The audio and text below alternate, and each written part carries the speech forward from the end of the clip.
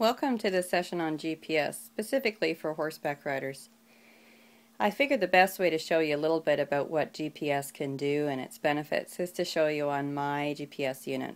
So what I've got here is my saddlebags that I ride with. I tend to ride Western, so this is up over top of my horn, which makes it accessible for me. And within there, just going to take this out, I'll come back to it in a moment, it's always a good idea to carry extra batteries as well. I tend to use rechargeables, and that's one of the last things I do before I leave the house is I grab a number of extra batteries for me. Typically, I find the battery life on these units is pretty good compared to most other electronic devices, but if you're on a long all-day ride, you'll always want to check the juice in your machine, and you may have to supplement and add new batteries.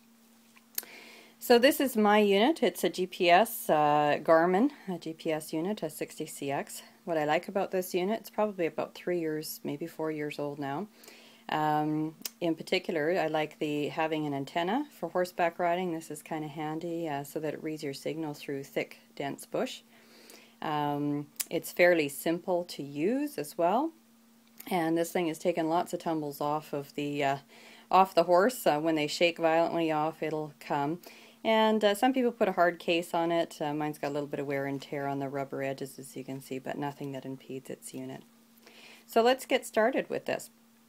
So I'm just pushing the on button up top, and typically what's going to happen originally is the GPS unit is going to start searching for signals. It needs to obtain 3 signals from satellites in order to be able to come up with an accurate position. Now I'm doing this inside, and you can see here it's acquiring 1, the one that's not blinking, and it's started to come up with settled for more. So that's essentially what you'll see when you come onto the screen. So this unit here, and most units I find are similar. It looks like the focus isn't too happy here.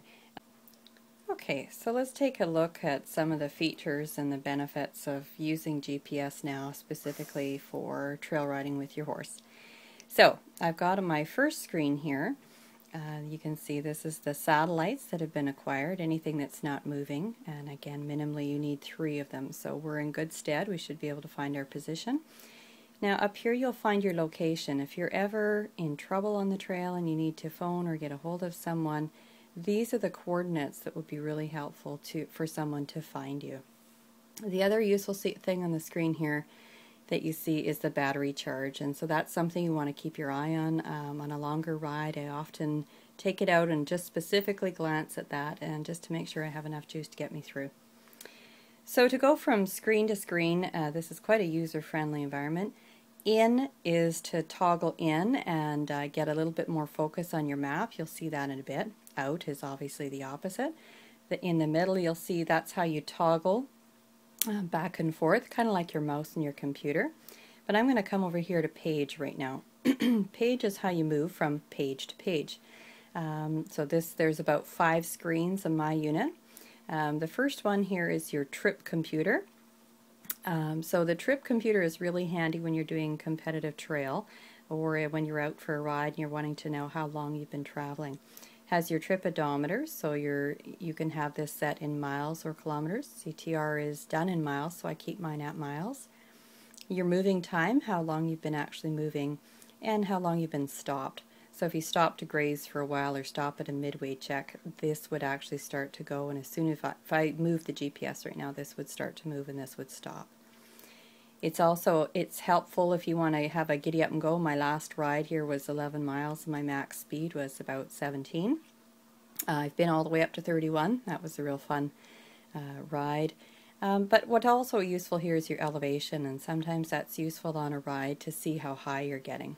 So that's really helpful, but before you start your ride, your competitive trail or any ride, you'll want to clear out this screen. So I'm going to press menu here, and it's going to ask if I want to reset this.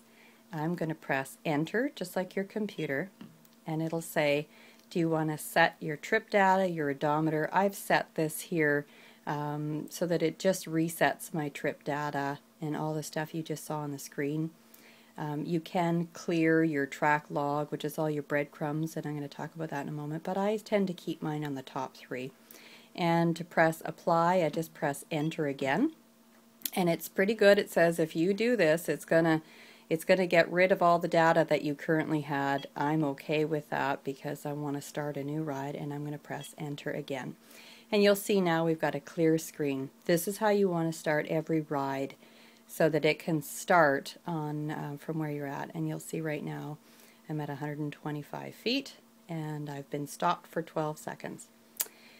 Let's move to our next page. Our next page, this is going to look a little bit odd. Our next page is actually a map showing you where you're at right now. I'm zoomed in pretty close right now, and I'm in Yellow Point Cedar area. So the 666 is just my code for home. I punch that in, and you'll see the little unit here, the arrow. As I turn around, it will typically follow, and it's showing you your direction, what direction you're facing. I'm going to toggle over here so that you can see a little bit about these breadcrumbs. You see these little lines right here? This is called your tracks, and I'll show you how to set those in a moment. Essentially, it drops breadcrumbs as you're riding or driving in this case, and that way, if you have these on, which I highly encourage when you're riding, if you get into trouble and need to find your way home, you can just follow your tracks out, or you can save your tracks later and you can actually share those with friends, or you can create a map out of them. So I'll show you that in a moment. But the other thing here, and I'm going to have to toggle over quite a ways, but you can get an idea here when I'm toggling. This is showing you a driving route. I accidentally left my miles on, or my tracks on before I went home, which you don't want to do. And I am also going to show you something else here. So all these little units, this is where I ride a lot. I'm going to zoom in. I'm coming in. And you can see that we get a little bit more closer there. Anything that you see here, these are called waypoints, and I'm going to show you how to set a waypoint as well. Waypoints are basically signposts, things that you've encountered on the trail, and you want to make sure on your map that you know what those are. So for example, right here on the fence, I wanted at some point to remember on my maps that there was a fence in that specific location. Or there's this is a ride site that I've organized CTRs at before. I've got the home unit and the vet. I've got flags, and it'll allow you to actually set these. I want to show you how to do a waypoint right now. It's really, really easy on this particular unit. So if you're riding and let's say you come across a gate and you want to make sure that that waypoint is marked on your map, you're just going to press mark. And it'll say, you want to mark this waypoint. It's going to give it a unique number. Every waypoint needs to have a unique number or locator. So you can't have the same thing in there twice. It'll tell you when you set the waypoint, exactly what coordinates are there. And so when you're riding, all you really have to do is press mark and then enter. Okay. And when you get home later, so I've got a new one now. When you get home later, then you can always change what those say. You can change the, the icon, you can change the little symbol, you can change the language. But let's do that one more time. Let's say that you're in the field and I'm pressing waypoint again, and now it's saying number 92. I can actually change that right now, and I can give it a unique identifier. So for example, I might want to call this home. Enter. Oh. It's giving me an H. This is a little bit, you can imagine how difficult this is to do when you're riding. So I only set my waypoints in this way when I've got lots of time where I'm riding with really patient people. Okay, so now I've got home, which is kind of handy. And I can also then just come down, press OK. It says I've already got something named home, so that's where It's going to make me change that. I'm just going to do this for the purposes of this demo. So you can see you can do this on your machine. Okay, I've got my unit here, and we're going to page out. Okay. So that's your second screen, and waypoints are really handy, particularly later if you wanted to create maps. I never really use as much. It's the version of a compass, and so when you're riding, it would actually give you your direction that you're facing. Where this is most handy is if you actually have someone else's route. Somebody else has given you a route, and you're trying to locate that, or you're trying to locate specific waypoint. It would work just like a normal compass would. This is your main menu. This is where you would learn how to set tracks. So you've got tracks, you've got routes, which sometimes you can download other people's routes and follow them. If you're doing highway driving, some setup features. If you have a waypoint and you want to know how far away you are from it, that's what this icon is for. Your calculator, etc., etc., stopwatch, your sun and moon, your tides.